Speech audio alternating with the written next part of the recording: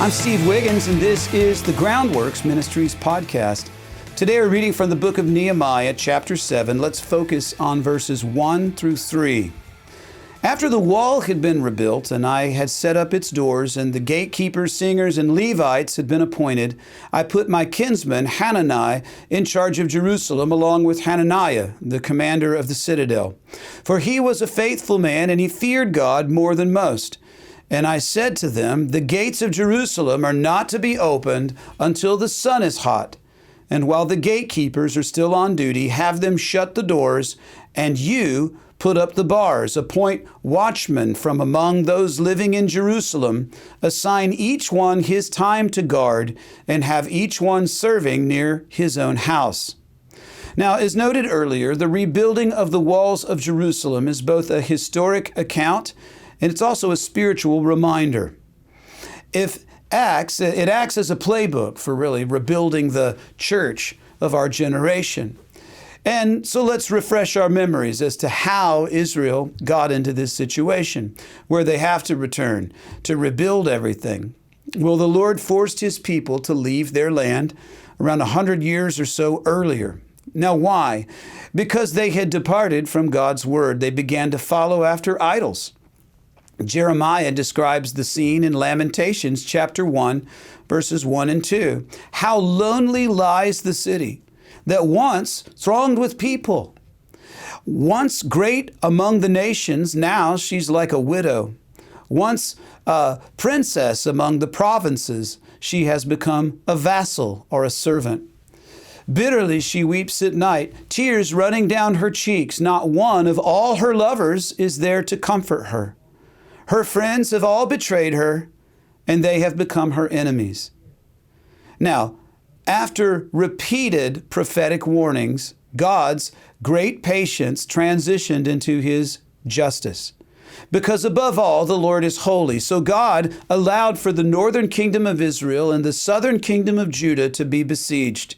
And the north was besieged by Assyria, and the south was besieged by Babylon.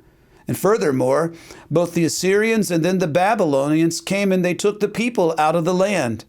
The Babylonians destroyed Jerusalem and they plundered the temple of the Lord, and then they left it all in ruins.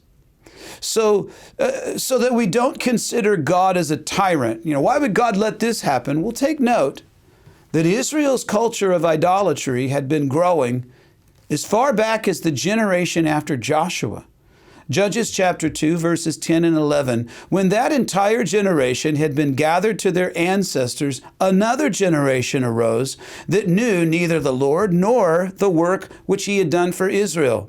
And then the people of Israel did what was evil from the Lord's perspective, and they served the Baalim, or the Baals.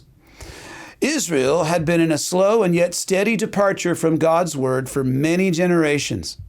And since the history of Israel is also a warning to the church, we must ask how a nation can collectively become idolatrous.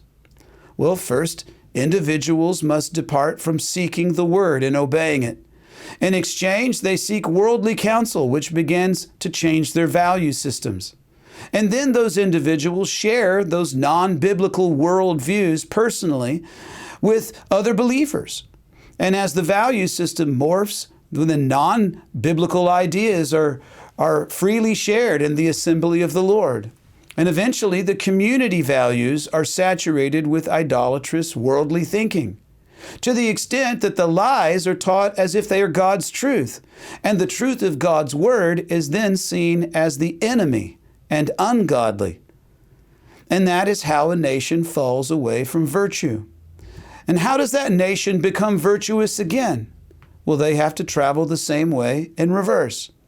Individuals, that's you and me, must return to the word. That's why Groundworks Ministries exists. No longer conform to this world, we become transformed by the renewing of our minds. And when we assemble as a culture of discipleship, then discipleship develops. And the walls surrounding and protecting God's people begin to be rebuilt. Now, I understand that we're not repairing ghetto walls to seal ourselves from the rest of the world. The walls of Jerusalem have gates, and so do the walls of the church. The mature believer can move freely in and out, and they can reach the world with the gospel without being affected by the world, even while they're in it. And non-believers who seek the Lord, they're allowed to come inside to experience the joy of the people of the Lord. And the hope is that they won't be here to sabotage true belief, but they'll surrender to the gospel when they see the real thing in action. And then they'll enter into that process of discipleship themselves. And wise gatekeepers and vigilant watchmen in the church are reestablished, those who ensure the well-being of the flock through biblical accountability, who see the enemy and they warn the people while the enemy is still a long ways off. And this is the culture that we all long for. And it is who we are becoming as we seek God's Word together. I'm Steve Wiggins, and this is the Groundworks Ministries podcast. Groundworks Ministries operates entirely through financial donations from faithful people like yourself. And your giving to Groundworks Ministries really does transform lives. Would you consider making a donation to Groundworks Ministries today? We need your monthly support now more than ever. Donating is secure and it's easy at our website, groundworksministries.com. You know, another way to help is to tell people about Groundworks Ministries. Share these podcasts with your friends and family and on your social media. That's exactly why we exist. Of course, you can always direct folks to our website, groundworksministries.com.